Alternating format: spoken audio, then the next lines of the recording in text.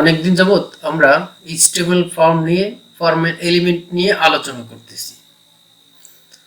তো এটার একটা শেষ করা দরকার। আজকে সেই শুভক্ষণ চলে আসছে, ওই যে বলে শুভ সন্ধিক্ষণ। তা আমাদের সেই শুভক্ষণ চলে আসছে যে আমরা এইচটিএমএল ফর্মের যে এলিমেন্টগুলো, ফর্ম ক্রিয়েট করতে যে এলিমেন্টগুলো ইউজ করতে হয়, যে ট্যাগগুলো ইউজ করতে হয়, সেটার আজকে শেষ দিন। এই পর্বে আমরা আলোচনা করব এইচটিএমএল ফর্ম টেক্সট এরিয়া নিয়ে। টেক্সট এরিয়া সম্পর্কে আপনাদের হয়তোবা একটু একটু আইডিয়া আছে, তারপরেও আমরা কাজ করতে করতে বিভিন্ন জিনিস এই বিষয়টা পুরোপুরি ক্লিয়ার হয়ে নেব। আমরা আসুন দেখি টেক্সট এরিয়াটা আসলে কি। দেখুন, the text area element define multi line input field, অর্থাৎ এটা আমাদের যে ইনপুট ফিল্ডে এক লাইন লেখা যায়, আর এইটা ডিফাইন করে যে অনেকগুলো ইনপুট ফিল্ডের লাইন, যে অর্থাৎ অনেকগুলো লাইন একসাথে লেখা যায় নিচে নিচে। এই টেক্সট এরিয়ার এটা একটা ট্যাগ বা এলিমেন্ট বলেন, যেটাই বলি না কেন, এর কিছু অ্যাট্রিবিউট আছে, কমন অ্যাট্রিবিউট, যেটা এটার জন্যই, অন্য কোনো এলিমেন্টে ব্যবহার করব না। বা যদি কমনও কিছু আছে যেটা অন্য এলিমেন্টেও ব্যবহার করি, বাট এটার কিছু ইউনিক আছে। যেমন নেম কিন্তু আমরা ইনপুট ফিল্ডেও ব্যবহার করছি, কোনো প্রবলেম না, এইটারও একটা নেম থাকবে। আপনাদের এখানে দেখুন রো আমরা যখন হলো টেবিল নিয়ে আলোচনা করেছিলাম, রো সম্পর্কে আপনারা পূর্বেই পরিচিত আছেন। রো আসলে কি জিনিস? রো হলো হরিজন্টাল লাইন। কম্পিউটারের ডান দিক থেকে বাম দিকে যদি একটা রেখা টানি, সেটা হলো রো। আর কলম তো বুঝিনি, কলম উপর থেকে নিচের দিকে যেটা একটা যদি রেখা টানি, ওইটা হলো ভার্টিক্যাল লাইন, এটাই হলো কলম। এটা আমাদের এখানে ইউজ করব, কলস। দেন আমাদের এখানে আমি একটা সিম্পল একটা সিনট্যাক্স লিখে রেখেছি, যে আমরা যখন এই এলিমেন্টটা অর্থাৎ যে কোনো ফর্ম শেষ করার পরে একটা বক্স লেখা থাকে, অনেক ক্ষেত্রে সেটা অপশনাল লেখা থাকে, যেই বক্সের মধ্যে আপনার মতামত দিয়ে যান। বা যদি বায়োডাটা ফর্ম থাকে, তো সেক্ষেত্রে যে এই বক্সের মধ্যে আপনার সম্পর্কে কিছু লিখে যান, এই ধরনের একটা ব্যাপার স্যাপার। এর সাথে আমরা আরেকটু আলোচনা করব, যেহেতু আমাদের ফর্মের এলিমেন্টের শেষ পর্ব এটা, এর সাথে ফর্মের সাথে যুক্ত দুইটা গুরুত্বপূর্ণ, একটা হলো ফিল্ড সেট আর একটা হলো লেজেন্ড। এটা আমরা যখন দেখব, এই দুইটা শেষে দেখব, বাট যখন দেখব তখন আপনারা পুরোপুরি বিষয়টা ক্লিয়ার হবে। তো চলুন আমাদের যে মূল আলোচনা, যে টেক্সট এরিয়া, এটা আগে শুরু করি। বরাবরের মতোই আমরা আমাদের যে প্রজেক্টে যেখানে কাজ করতেছি, লার্ন এইচটিএমএল, এখানে দেখুন এই ডিরেক্টরিটা আমরা আমাদের কোড এডিটর, শুধু আমাদের কোড এডিটর বললে কম হয়ে যায়, আমাদের পছন্দের একটা কোড এডিটর ভিএস কোডে ওপেন করলাম। VS code that means visual studio code. তো এটাতে ওপেন করলাম। এখান থেকে আমরা এই নিচে দেখুন ডান পাশে গো লাইভে চলে গেলাম। দেখুন সুন্দরভাবে আমরা এর পূর্বে প্রিভিয়াস ভিডিওগুলোতে যেই কাজগুলো করেছিলাম সবগুলি সুন্দরভাবে আছে। লাস্ট ভিডিও আমরা এই বেস্ট ফ্রেন্ড চিনতেছিলাম, তো সেটা আমাদের চেনা হয়ে গেছে, আমাদের কে বেস্ট ফ্রেন্ড। আচ্ছা, হোক, আমাদের বেস্ট ফ্রেন্ড হোক আর বাস ফ্রেন্ড হোক, কোনো প্রবলেম নাই। এখন আমাদের যেটা কাজ করতে হবে সেটা হলো আমাদের টেক্সট এরিয়াটা আসলে কি। দেখুন আমাদের এই শেষে, লেখার শেষে আমি এখানে একটা বক্স নিতে চাচ্ছি, যে সর্বশেষ যেহেতু এটা বায়োফ্রাম বলছিলাম, প্র্যাকটিস হিসেবে বায়োফ্রাম বলছিলাম, বাট এটা বায়োফ্রাম না, বা বায়োফ্রামের যে ফিচারগুলো সবগুলো এখানে নাই, বা সাজানো গোছানো নাই, সবগুলো আছে, সবগুলো ফিল্ডে আছে, বাট সাজানো গোছানো নাই। তারপর আমি এখানে আপনার মতামতের জন্য একটা টেক্সট এরিয়া একটা ব্যবস্থা করে দিই। এইখানে আমরা এখানে বিয়ার ট্যাগ আছে, কোনো সমস্যা নাই। এখানে আমরা করি, এখানে একটা লেবেল দিই, লেবেল দিলে বিষয়টা একটু ভালো হবে। এখানে হলো, এখানে লিখি রাইট ইউর ওপিনিয়ন। এখন আমি ওপিনিয়ন লিখতে বলছি।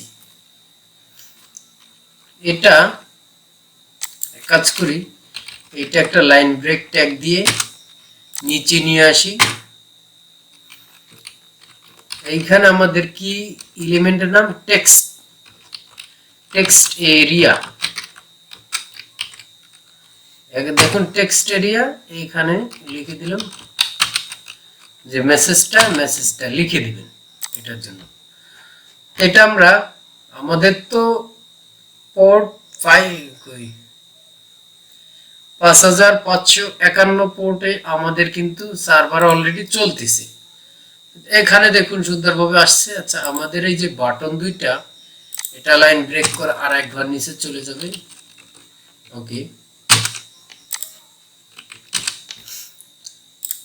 এখানে দেখুন এইখানে মেসেজ নামে একটা অপশন আসছে, যেখানে কিছু একটা আপনার একটা মতামত শেয়ার করার একটা ব্যবস্থা।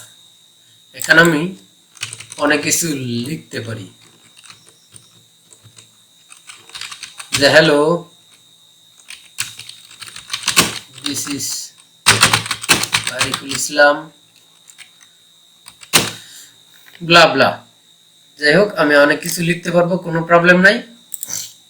তো এইখানে আমাদের এটা তো এইভাবে হবে না, এটা অনেক সময় 100% হয়। দেখুন এইখানে যে অপশনটা আছে, এখানে কিন্তু বড় ছোট করা যায়। তো এটা বড় ছোট করা যাক, সেটা বিষয় না। বিষয়টা হলো আমরা ডিফল্ট ভাবে একটা সাইজ, একটা উইডথ হাইট দিয়ে দেবো। তো সেক্ষেত্রে আমরা রোজ একটা যে কয়টা রো পাবে উপর নিচে, আমি রো বলছিলাম যে ভার্টিক্যাল উপর নিচে কয়টা ইনপুট ফিল্ডের কয়টা ইনপুট ফিল্ডের পরিমাণ জায়গা পাবে, তা আমি বলে দিলাম 10টা রো পরিমাণ জায়গা নিবে এখানে। দেখুন এইখানে সুন্দরভাবে 10টা রো পরিমাণ জায়গা নিছে। এখন আমি বলে দিলাম, এখানে আর একটা কথা বললাম যে কলামস কয়টা পাবে, কলস দিলাম 30টা। ওকে, 30টা কলাম দিলাম, এইটুকু হলো। তারপর আমি যদি 100 কলস দেই, 100টা কলামস দেই, তো সেক্ষেত্রে দেখুন পুরোটা হয়ে গেছে। তা আমরা সমস্যা নাই, এটা কিন্তু ছোট বড় করতে পারবো, কোনো প্রবলেম নাই। বাট আমরা ওখান থেকে সেট করে দিতে পারবো। আমাদের মেসেজটা একটু ইয়ার চলে আসছে, কোনো প্রবলেম নাই। আচ্ছা, কোনো সমস্যা না, মেসেজ যেখানে আছে এখানে থাক, আমরা লিখলে পরে মেসেজটা কেটে দিয়ে তারপর লিখতে পারি। এইখানে কিন্তু কোনো প্লেস হোল্ডার অ্যাপ্লাই করা যায় না, এটা মনে রাখবেন। যে আপনারা অনেক ক্ষেত্রে এখানে দেখেন আমি প্লেস হোল্ডার অ্যাপ্লাই করছি, যখন লিখি তখন কিন্তু এটা চলে যায়, বাট এইখানে কিন্তু কোনো প্লেস হোল্ডার অ্যাপ্লাই করা যায় না। তো এই ছিল আমাদের ফর্মের মূল আলোচনা। এখন আমরা যেটা দেখব, দুইটা এলিমেন্ট নিয়ে আমরা কথা বলছিলাম, যের পরে আমাদের দুইটা এলিমেন্ট শেষ বেলা আমরা দেখব। সেটা হলো একটা ফিল্ড সেট আর একটা হলো লেজেন্ড। ফিল্ড সেটের আসলে কাজ কি, আমরা একটু কাজ করি, আমরা চিন্তা না করে ফিল্ড সেট অ্যাপ্লাই করেই দেখি, তাহলে হয়তোবা মুখে বললে আপনারা বুঝবেন, বাট বিস্তারিত আরো বড় হয়ে যায় ভিডিওটা, এই জন্য আমি সরাসরি ফিল্ড সেট এটা কেটে নিয়ে ফিল্ড সেট দিয়ে দিলাম, পেস্ট করে দিলাম। দেখুন এখানে সুন্দরভাবে আমাদের ফর্মের একটা কিন্তু বর্ডার চলে আসছে। এইটা ফিল্ড সেট, এটার একটা বর্ডার চলে আসছে। এইটাই হলো মূলত ফিল্ড সেটের কাজ। এখন দেখুন এইখানে আমাদের কি ফর্ম সেই জাতীয় একটা টাইটেল হলে কিন্তু ভালো হতো। এটা তো আমরা H1 ট্যাগের মধ্যে বা হেডিং ট্যাগের মধ্যে আমরা দিয়ে রেখেছিলাম। দেখি আমাদের এটা কোথায় আছে, এই যে এখানে আছে। ধরুন এটা আমাদের নাই, তো সেক্ষেত্রে এটা আমাদের কি করতে হবে, এখানে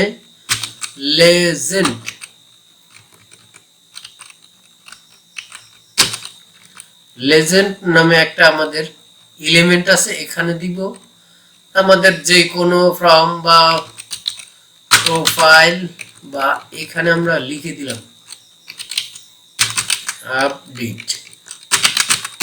update your profile. Okay, profile আপডেটের ফর্মই আমরা ধরুন আমরা এটা প্রোফাইল আপডেটের একটা ফর্ম। এইখানে সুন্দরভাবে কিন্তু এই আমাদের বর্ডারটা কেটে এখানে কিন্তু আমাদের এই হেডিংটা চলে আসছে, যেটা আমাদের আপডেট ইউর প্রোফাইল, এটা আমাদের প্রোফাইল আপডেট ফর্ম। এই ছিল মোটামুটি সবগুলো ফিল্ড নিয়ে আলোচনা ফর্মের। এটা আপনারা ফর্মের যে এলিমেন্টগুলো এ যাবৎ আলোচনা করা হয়েছে সেটা আপনারা হয়তোবা একবারে বুঝতে পারবেন না, বা কি কি বিষয়টা সেইগুলো একবারে হয়তোবা গ্রাফ করতে পারবেন না। তো না পারলে কোনো সমস্যা নাই, আপনারা অন্তপক্ষে 2বার 3বার প্র্যাকটিস করেন, চেষ্টা করেন, অবশ্যই পারবেন। বা এই যে কাজগুলো আমরা এতদিন যাবৎ করলাম এটা কিন্তু রিপিটিটিভ কাজ। আপনারা বিভিন্ন ওয়েবসাইট যখন তৈরি করবেন ক্লায়েন্টের জন্য, নিজের জন্য, অন্য কারো লোকাল মার্কেটে কাজ করার জন্য, তো তখন এই কাজগুলো আপনার বারবার করতে হবে, তো তখন মুখস্থ হবে। আর যদি আপনি আনন্দ নিয়ে শিখতে চান, বিষয়গুলো প্রথম অবস্থায় বুঝে শিখতে চান, তো সেক্ষেত্রে প্র্যাকটিস করার কোনো জরুরি নেই। প্র্যাকটিস আপনাকে করতে হবে, বারবার করতে হবে। কেউ নাই যে একবার করেই শিখে যায়। আমরা তো ঈশ্বরচন্দ্র বিদ্যাসাগর, তার শেরে বাংলা একে ফজলুল হকের মতো মেধাবী না। ঈশ্বরচন্দ্র বিদ্যাসাগর এবং শেরে বাংলা একে ফজলুল হকের অনেক গুণকীর্তন শুনেছি, তার অনেক মেধাবী ছিল, কোনো সমস্যা না। আমরা মেধাবী নয় তো কি হয়েছে, হয়তোবা তারা 1 বা 2বার পড়লে হইতো বা লিখলে হইতো, আমরা একবারের দরকার নাই। একবারে যদি না হয় আমরা দরকার হয় 5বার দেখব। আমার আশা করি এই বিষয়গুলো 5বার দেখে দেখে যদি প্র্যাকটিস করেন, আমার মনে হয় আপনাদের এইগুলো বিষয় ভোলার কথা না, বা ভুলে যাওয়ার কথা নয়। এই হলো আমাদের এ পর্যন্তই ফর্মের এলিমেন্টগুলো নিয়ে যেটুকু আলোচনা করার দরকার ছিল বিগিনার পর্যায়ে, এইটুকুই। এটাই আপনারা হলো ফর্মে ইমপ্লিমেন্ট করে সুন্দর সুন্দর ফর্ম বানাতে পারবেন, যাতে ক্লায়েন্ট এবং ইউজার দুইজনেই সন্তুষ্ট থাকে। তো ধন্যবাদ, আল্লাহ হাফিজ।